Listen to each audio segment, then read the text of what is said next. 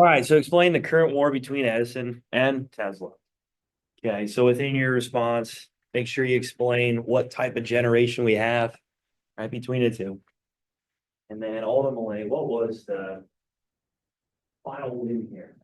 All right, we all know Tesla dies a poor man. So unfortunately, his ideas, inventions, his intellect just kind of fades away, unfortunately.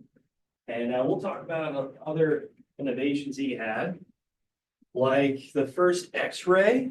Yeah, amazing. He had the Tesla coil, which could power and send electrical signals to certain devices like a light bulb, right? He could power it without even using cords, any type of connection. It was just passed through certain light waves. And he would do demonstrations with this. Obviously, with the coil, it couldn't really reach too far, but he thought we could change the world eventually where we won't need these power lines. We won't need these telephone poles, light posts all around the city. We could just power things just by emitting this information. Just like we do with our cell phone, just like we do with different types of radio waves. Pretty amazing stuff. And some say if we would have went down that path, our future would have looked a lot different. Who knows? Who knows? Because we didn't really go down that path. Yeah. We have flying cars, maybe. Probably put them on tire.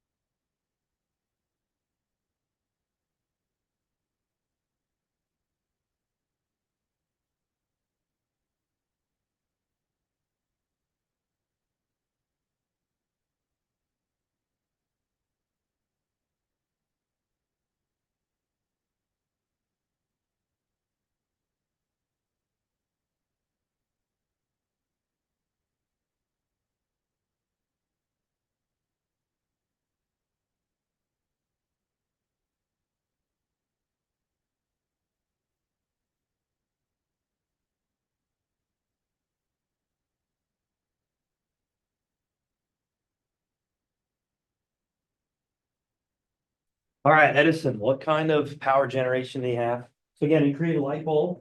So he already had a claim to fame here. And a lot of these innovators, a lot of these people that are creating factories here in the United States, early on, you got to think, right? Great Britain was leading the way. So the United States was this open source for innovation. A lot of Europeans, a lot of people that were developing these new ideas of the Industrial Revolution were bringing to the United States. And Edison creates this light bulb, and now the production continues not just during the day, but at night now. All right, what kind of power generation do we have again? What's it called? What's it called? Explain, go ahead. Direct current, good job. So was that very efficient? What's wrong with the lamp? Yeah, yeah, good job, right? So think of it like a flow of water. As you're tapping into this, it's going in just one direction here. As you're tapping into this, you're gonna pull some of that electricity, right, water, away from this generation plant. Right, and as you're doing that, as you're living, let's say, further away from that power generation plant, you're gonna be out of water, right? You're gonna be out of electricity. What you're gonna be receiving is pretty much what's left over. And this could only go about a block or two. right? So you think about a city block. Okay, it's pretty big, sure, but not really. And the idea was that these generation plants, you'd have one per block, one for every 2 blocks, and that won't be efficient, not at all, right? And let's face it, we'll talk about some of these issues, concerns of the Industrial Revolution. I'll show you some pictures as well. And Charles Dickens writes about it, how the smoke, the emissions, right, from these generation plants, these production plants, will just blacken out the sun in many cases. You won't even see the sun, right? So it's an alarming problem, right, for this first wave of the Industrial Revolution. And yeah, you'll need one, right, a power generation plant, direct current, every block. All right, so that's not really efficient. Okay, Tesla comes around, again, he got screwed over by Edison, right? He worked for Edison early on. And he promised him $50,000 if he'd keep his power generation plants open, right? Keep the generators running because they would constantly break down. And Edison just ripped him off. Promised him $50,000. Did he give it to him? No. Right? And we'll talk about it as well when we get into capitalism, some of the negative effects. A lot of these business owners, these innovators, like Edison here, right? They're going to get what they want. And the people actually maybe doing the work, getting their hands dirty, so to speak, they're going to be left without really anything. Okay. So in other words, he plays a joke on Tesla. That's what he wants. Tesla doesn't get it.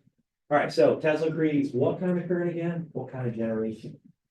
What is this called? Austin? Alternating current. Yeah, good job, right? So this is a lot more efficient. Okay. And how this can keep the charge, keep the power generation flowing throughout many, many miles within a city. So overall, a lot better. Okay, obviously it's moving at the speed of light. So this electricity is constantly moving back and forth, powering many homes, many factories, right? Many places that need light. Okay, a lot more efficient than direct current. All right, who was the guy who sponsored Tesla? What was his name? What was his name? Yeah, as a vocab term that I know I talked about. Tell me. Yeah, George Westinghouse. Good. And what did he create again? Which made him a lot of money. What did he create? Awesome. Like train brakes? Yeah, air brakes, right? So Ford locomotives for trains, okay? And he had the capital, he had the investment power to help Tesla out, to challenge Edison. All right, and then there's a World Fair, right around the 1890s here, right, in the United States. What city was powered by this AC generation, this AC current by Tesla that just won him this current award? What was it, Jason? Yeah, the Chicago World's Fair. And that was a spectacle to see. The world saw it, and they knew that. You know what? Tesla just has a better power generation. Again, what happened to Tesla? Was he remembered from here on out? But what happened to him? What happened? Go ahead, Austin. Died. Died a poor man, right? So smear tactics by Edison, right? Edison did his best to try to scare people away from AC generation, AC power. And, well, he comes up with the what chair? Develops this what? Luna. Electric chair? Yeah, an electric chair. Wow. Yeah, as he's demonstrating this electrical charge to scare people away on dogs, horses, elephant even. Oh my. So it's wild. Last thing I want to mention about Edison is that he does create a motion picture camera. So he's the first person to do so, right? Right around the early 1900s. So after this conflict, this war here with Tesla, Edison in his older age, he tried to focus on something different. And he does create the first motion picture camera, which is amazing, right? It's amazing. It's going to change the game here when it comes to movies, right? And that's going to lead up to the United States taking over when it comes to Hollywood, right? And our entertainment. All right, here we go. Here we go. All right, no terms for today. I think I finished off talking about Henry Ford. Okay, all right, so Henry Ford. So I know I mentioned about the assembly line already. I gave you that term, threw that out there already for you guys.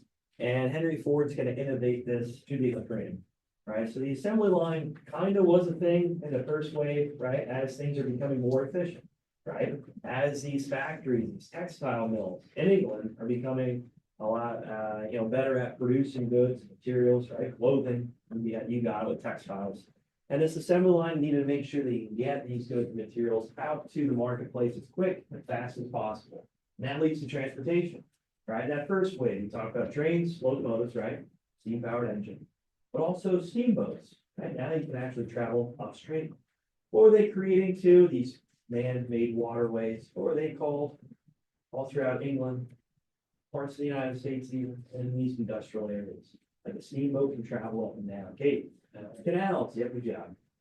All right, so with Henry Ford, he tries to make things a little bit easier when it comes to car manufacturing. So automobiles, yeah, they start coming around the turn of the century here, right around the 1900s. And well, only the richest of the rich could afford it. So for Henry Ford, his goal was to try to create something, a car, an automobile for people to travel place to place. If people are more interconnected, they're gonna enjoy life a lot more, let's face it. They can travel to places, vacation, you got it, right? But also, let's face it, for economics, right? So what is gonna help connect these cities together when it comes to getting resources, materials, right? From, let's say, the farm fields, from these agricultural areas to the factories here to make a finalized product out of it. And then from factories to the marketplace, right? So that interconnection is gonna make things a lot easier, more efficient. And whoever can, let's say, mass produce something like this, like a car, well, they're gonna lead the way. And Henry Ford does, right? We all know him from Model T, but again, that assembly line is really what's gonna transition things from here on out. That assembly line will be transitioned and adapted to not just cars, but many other different products, right? To mass produce goods. Again, if you add to the supply of a product, basic economics, what happens to the price? What happens to the price of it? It goes down, right? Making it more affordable for people. The standard of living is gonna go up. People are gonna embrace and experience change for the better that they never had before. So again, this is all happening very quick, very fast, as that first wave came around, and then the second wave as things are transitioning pretty quick. All right, like I mentioned with Henry Ford, Ford automobiles, when we get to warfare, World War I, which we got next chapter, World War II, just shortly after, right? They're gonna transition their production to war products, war armaments, and the United States is gonna help, obviously, when it comes to the Allied powers producing goods and materials. So bombers, right, the P-51 Mustang, like I was talking about, right, that car is not named after the horse, it's actually named after the airplane they created during World War II. Mass produced it, okay? So with Henry Ford, there's a lot of change, a lot of transition, and that assembly line is gonna be carried over, not just the cars, but everything else. All right, good. All right, so there's a good picture of it. Wait, you even go back? Yeah. All right, sorry, my bad. All right, so with global influence, as you can see, many of these other countries around the world are gonna look at this change, look at this innovation, and apply it to their own, right? So I know I said the United States is leading the second wave, but who else is there? What other country developed a lot of these new innovations when the second wave occurred? Taylor, that's the first wave. What about the second? Well, yeah, go ahead. Germany, you have your job. So Germany, right around this time, they are also transitioning into this world power, this global power. And are they going to use it for bad things? Warfare, military? Yeah, they will. And they'll get a good leap here as we're going into the First World War. All right. You good now, Chase? Yeah. All right, my bad. All right, so there's a good look here at the assembly line. You guys know that. All right, so effects of the Industrial Revolution. One of it, we already mentioned about it, urbanization. So this migration of people from these rural areas where we lived on farms before, and then all of a sudden with that agrarian revolution, right, with these new innovations out in the farm fields, well, these people are losing their farms that were inherited to them by their family, right? Their ancestors. So once that happens, you gotta find a job. You gotta find a way to make sure you can provide for your family. And a lot of people urbanize here. They try to migrate to these larger cities where the production's happening, where the jobs are plentiful. Only one problem, are these cities at first capable of housing all these millions of people moving in?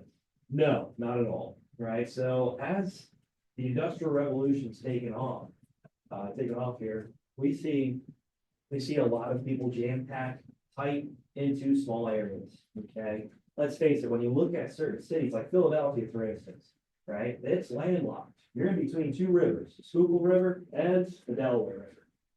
Okay, there's only so far you can actually go, right? And this is where the development of skyscrapers happen, right? So if you're limited with land, you gotta build up. Same thing with New York City, right? Let's face it, Long Island there, yeah, you're only limited with so much land. So you gotta build up in order to try to achieve more production And let's say more factories here, more office space, and a lot of these cities start to look more modern. But before we get there, people had to live, well, in unclean situations. Again, sewer, do you think it was all hooked up to many of these apartments, these houses? No, not at all.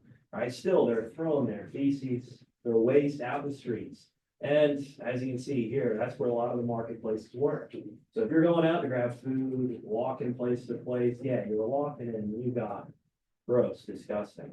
Right, again, families would, and mobile families would live in, let's say, a room like this. Okay, so everybody in here pretty much, let's just say this is a large family. Calvin's like, I don't want to be, okay, yeah. Anyway, so you can imagine, everybody in this room living in this, right, day in and day out, right, it'd be uncomfortable. You wouldn't have any privacy. And, well, there'd be only one bucket to go, you got it in the bathroom. Then you throw it out in the street, and when you're done. So you can imagine how difficult this really was. Right, heating, cooling, electricity, do you think a lot of these slums had it? No, right? You can imagine just now, what is it outside? 16 degrees, imagine how cold it really, really was. It's not like they had a lot of insulation in these makeshift homes that they're creating, these apartments that were just kind of tightly fit within these larger cities. So it was awful, right? It was unclean, it was unsanitary, disease, sickness spread very quick. And you can just imagine how terrible it really was.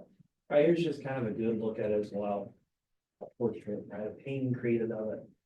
Oh, I don't know about that. Kids playing on the street as people are throwing out their waste from inside. Ugh, disgusting. Right, you get to the marketplaces, you got food going everywhere, obviously, travel the streets. Oh, it tumble off in the ground. You can't waste it. You got to make money on it. Throw it back up in the cart and you're good to go. Oh, disgusting. All right, another look, obviously with production, with power generation, okay, as this output is occurring, you can just see how many people in the cities really never got to see the sun. This smog, this emissions from these coal generation plants, coal power generation plants would block out the sun in many cases, right? And this smog would just kind of obviously hold tight over the city for many, many days, right? And let's face it, back then, did the production stop? No, right? So it just continued on until, God knows, regulation came around with Teddy Roosevelt. So it was ugly. It was disgusting. It was awful. All right, the next slide, I have a quote from a passage here from Carl Dickens, which we'll talk about more tomorrow.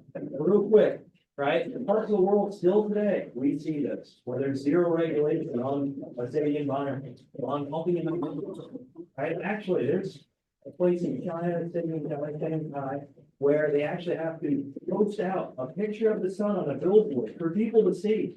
It's like, hey, I know the emissions are out there.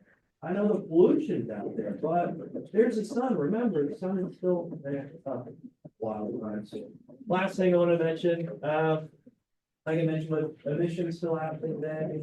Just 9/11, I know we talked about that not long ago. When the planes were all down, there's no planes in the sky as we're making sure that we had protection, right? We make sure all the airplanes are down. The emission levels dropped significantly to a point where it got extremely hot for the few days here after the planes were down. And it just goes to show that we are still pumping a lot of emissions up in the sky many, many years after this. Obviously, it was late, but you can see how things have changed. See you. Have a good one. Take care.